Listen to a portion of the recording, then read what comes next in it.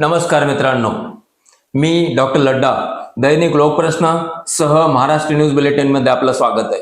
मित्रांनो, विधानसभेच्या निवडणुका जाहीर झाल्या आणि त्याचबरोबर सर्व पक्षांची उमेदवार निवडण्याची कसरत आणि लगबग पण चालू झाली।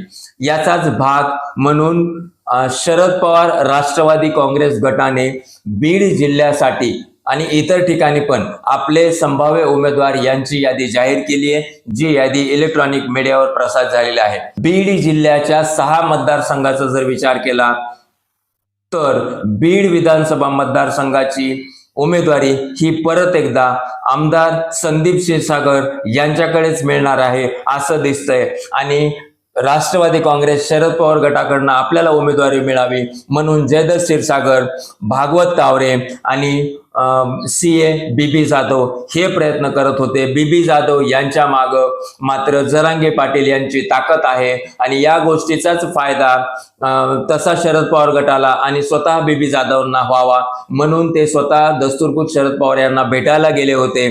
त्याचबरोबर भागवत तावरे पण स्पर्धेमध्ये होते आणि मध्ये तर त्यांचं नाव पण घेतलं गेलं होतं की त्यांना तिकीट मिळेल, पण शेवटी आमदार संदीप क्षीरसागर यांनाच शरद पवार यांनी पसंती दिली।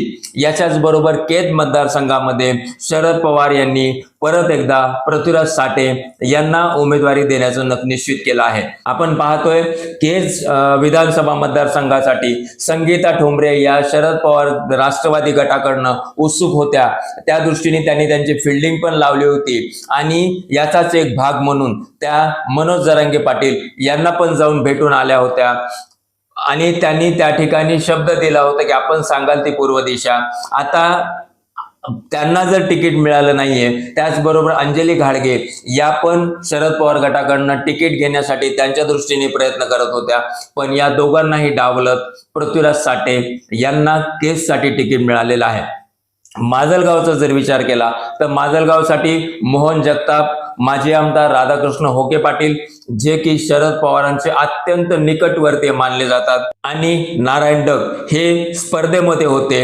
यांना शरद पवार गटाकडनं उमेदवारी पाहिजे होती, पण शेवटी शरद पवारांनी रमेश आडसकर यांना उमेदवारी देऊन माजलगावमध्ये आपलं निवडून येण्याचं गणित फायनल केलंय असं बोललं जातं। आष्टीमध्ये मात्र अनपेक्षितपणे आमदार भीमराव धोंडे यांना राष्ट्रवादी शरद पवार गटाची उमेदवारी देण्यात आली आहे। आता याच्यामध्ये आजबेंना नेमकी उमेदवारी मिळते की सुरेश दस यांना मिळते, मग जर असं होत असेल तर मग नेमकं आष्टीचं समीकरण काय असेल याच्याकडे पण मतदारसंघ उत्सुकतेने बघत आहे। गेवराईमध्ये आता नुकतेच भाजपमधून नाराज असलेले लक्ष्मण पवार हे शरद पवारच्या संपर्कात होते आणि गेवराईमधून मात्र शरद पवार गटाचे आमदार लक्ष्मण पवार हे उमेदवार असतील। तसंच परळीमध्ये राजाभाऊ फड यांना शरद पवार गटाची उमेदवारी देण्यात आलेली आहे।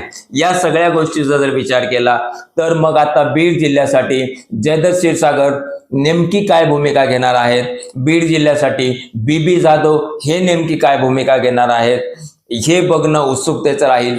जर जरांगे पाटील यांनी स्वतःचे उमेदवार जर दिले तर मात्र बीड विधानसभेसाठी बीबी जाधव यांचं नक्की नंबर लागू शकतो असं बोललं जातं। एक धडाडीचा कार्यकर्ता, मराठा समाजासाठी मेहनत करणारा कार्यकर्ता अशा प्रकारे बीबी जाधव यांच्याकडे बघितलं जातं।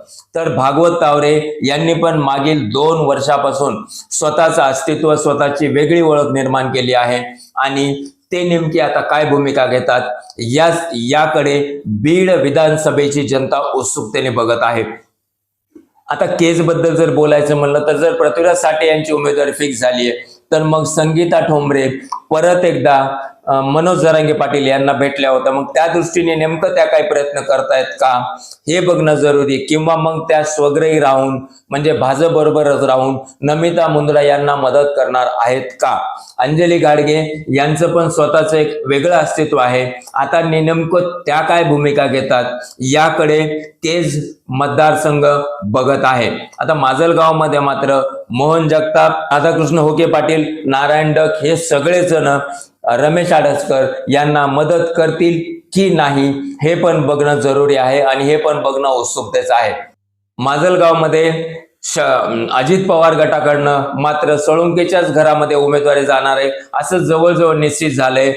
तर मग आता तिथं असं होतं की रमेश आळसकर विरुद्ध सोळंके अशी सरळ सरळ लढत राहणार आहे, जे की लोकसभेमध्ये एकत्र होते, पंकजा मुंडे बरोबर एकत्र स्टेजवर होते, त्यांच्यामध्ये सरळ सरळ लढत होताना दिसते। आष्टीमध्ये मात्र आमदार भीमराव धोंडे यांना तिकीट दिल्यामुळं नेमकं सुरेश धस काय भूमिका घेणार आणि आजबे यांना उमेदवारी मिळणार का? मग जर मिळाली तर सुरेश धस हे नक्की अपक्ष लढणार आहेत, तसं त्यांनी बोलून दाखवलंय। 2 दिवसापूर्वी सुरेश धस मनोज जरांगे पाटलांना भेटले होते आणि त्यानंतर त्यांची व्यूहरचना ठरलीच असेल आणि ते अपक्ष म्हणून लढणार आहेत, म्हणजे आष्टीमध्ये तिरंगी लढत होणार आहे। पण सुरेश अण्णाबद्दल मात्र एवढं बोललं जातं की अण्णा हे तळागाळातील लोकांना आपलं म्हणून चालतात, सहज सोपं वागून प्रत्येक जणाची अडचण मनातून सोडवण्याचा प्रयत्न करतात। बघूयात आष्टीमध्ये काय होतं। गेवराईमध्ये आमदार लक्ष्मण पवार यांची उमेदवारी जाहीर झालेली आहे। आता गेवराईमध्ये नेमकं मनोज जरांगे पाटलाचा उमेदवार कोण येणार, बदामराव पंडित यांची काय भूमिका असणार, अमरसिंह पंडित यांची काय भूमिका असणार, हे बघणं पण उत्सुकतेचं राहील। आता या सगळ्या गोष्टीचा जर विचार केला तर बीड जिल्ह्यातील 6 विधानसभा मतदारसंघापैकी फक्त 1 केज मतदारसंघामध्ये सरळ सरळ शरद पवार गटाविरुद्ध भाजपची लढत आहे आणि बाकी 5 ठिकाणी मात्र तुतारी विरुद्ध घड्याळ अशी लढत होईल असं प्रथम दर्शनी चित्र दिसतंय। पण बीड मधून मात्र अनिल जगताप हे आज पण तिकीट मिळावे म्हणून प्रयत्न करत आहेत आणि त्यांना विश्वास आहे की त्यांना तिकीट मिळेल। मग अनिल जगतापला जर तिकीट मिळतंय तर डॉक्टर योगेश क्षीरसागर नेमकी काय भूमिका घेणार, या गोष्टीकडे पण बीड विधानसभेतील मतदान उत्सुकतेने बघत आहे। 1-2 दिवसामध्ये हे सगळे चित्र स्पष्ट होतील आणि त्यानुसार मग पुढची रचना, पुढची प्लॅनिंग, पुढच्या प्रचाराची दिशा दशा आणि मतदारसंघाचं त्याबद्दलचं स्वतःचं मत, या सगळ्या गोष्टी प्रत्येक उमेदवाराचं भवितव्य ठरवणार आहेत। हे सगळं जरी असलं तरी मात्र एक गोष्ट नक्की, बीड जिल्ह्यातील या 6ची 6 विधानसभा या मनोज जरांगे पाटील यांच्या इशाऱ्यानुसार चालतील असं दिसतंय। कारण दसरा मेळाव्यातली ती अफाट गर्दी आणि ते मनोज जरांगे यांचं संयमी भाषण, हे सगळं होत असताना मराठा समाजातून आणखी एक बोललं जातंय की मनोज जरांगे यांनी स्वतःचे उमेदवार उभा केले तर ते मराठा समाजासाठी खूप मोठा फायद्याचं राहील।